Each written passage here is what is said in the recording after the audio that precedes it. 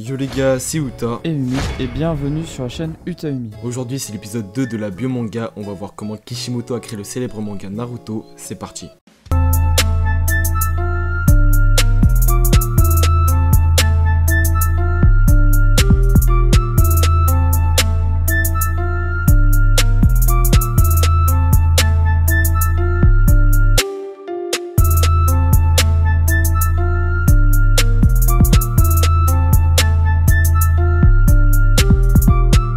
Tout d'abord, je vais vous présenter Kishimoto. Masashi Kishimoto est né le 8 novembre 1974. Dès son plus jeune âge, Masashi se passionne pour le dessin. Même si cela ne ressemblait qu'à des graffitis du fait de son inexpérience, à force d'entraînement et de persévérance, ses dessins deviennent de plus en plus perfectionnés. Kishimoto voulait déjà devenir mangaka dès son plus jeune âge, encore plus en voyant le célèbre manga Dragon Ball. Durant son adolescence, Masashi crée son premier manga nommé Yatari-kun, l'histoire d'un jeune ninja. Il avait déjà en tête de créer un manga sur l'univers des ninjas, mais une fois arrivé au collège, Kishimoto ne se sentait pas capable de devenir mangaka. Il délaissa ses dessins. C'est durant une balade à vélo qu'il tombe sur l'affiche d'un film nommé Akira. La contemplant longuement, il a soudain un déclic, sa passion pour le dessin avait ressurgi d'un coup. Il décida de s'y consacrer à fond.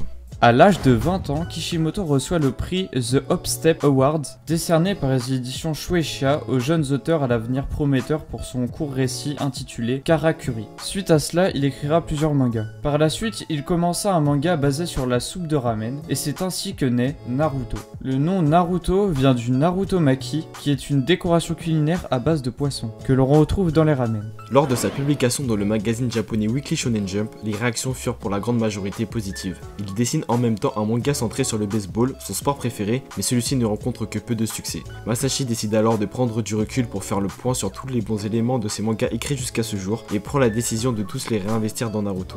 La série Naruto connaît une pré-publication dans l'hebdomadaire Weekly Shonen Jump depuis le numéro 17 et une adaptation en animé est réalisée par les studios Pierrot et Aniplex fin 2010. Elle atteint une cinquantaine de volumes reliés au Japon. Ce manga est sans nul doute l'un des plus importants succès commerciaux de ces 10 dernières années. La série compile 72 tomes et l'anime se sépare en deux parties, une l'ère Naruto et une autre l'ère Shippuden. À la suite de son succès sous forme de manga, une adaptation en animé est réalisée par les studios Pierrot et Aniplex et diffusée sur TV Tokyo. Une seconde partie du récit a aussi vu le jour et a été renommée Naruto Shippuden lors de son adaptation. En France, beaucoup d'entre nous ont suivi Naruto sur Game One. Le dernier chapitre de Naruto sortira le 10 novembre 2014, ce qui marqua la fin d'une décennie et la fin d'un des plus grands mangas de tous les temps pour les fans de Naruto. Avec plus de 250 millions de copies, Naruto est le troisième manga le plus vendu au monde, après One Piece et Dragon Ball. Aujourd'hui, si Naruto a eu un aussi grand succès, c'est surtout dû à son univers. Sérieux, qui n'a jamais voulu être un ninja? Dans cet univers, on y retrouve plusieurs techniques de combat. Le jutsu, le ninjutsu ou encore le genjutsu. Ce sont les bases fondamentales du manga Naruto. Le monde dans lequel se déroule le récit a un aspect rétro-futuriste, mélangeant des éléments de la civilisation septentrionale moderne et des éléments traditionnels est-asiatiques.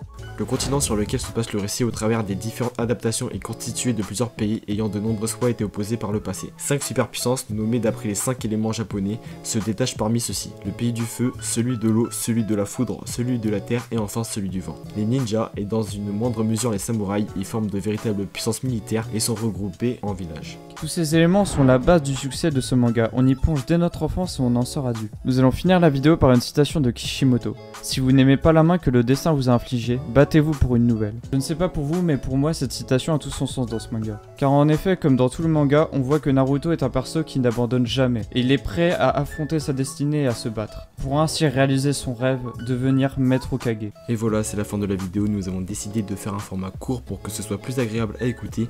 N'hésite surtout pas à t'abonner et à lâcher un like, ça nous ferait plaisir. C'était Uta et Umi, on vous dit à la prochaine, ciao.